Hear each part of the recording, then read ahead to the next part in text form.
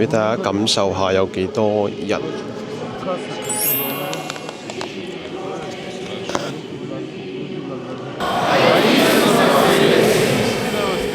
加我身後嘅呢，就係黑山聖母大教堂，咁佢係伊爾庫茨克市入邊一個非常之著名嘅東正教教堂。咁啱呢2日就係東正教嘅復活節啦，咁所以可能我哋會喺教堂入邊遇到一啲復活節嘅儀式。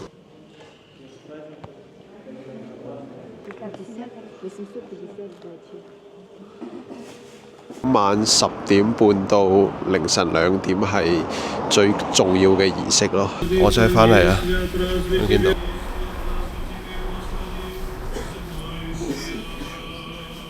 俾大家感受下有幾多人。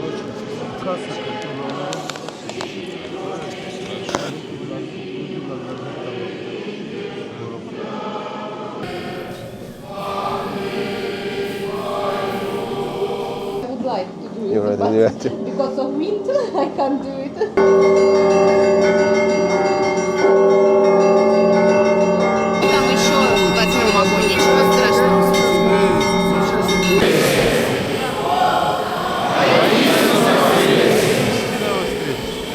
係啦，咁呢個就係東正教嘅復活節嘅儀式啦。係啦，咁啊同大家分享一下啦。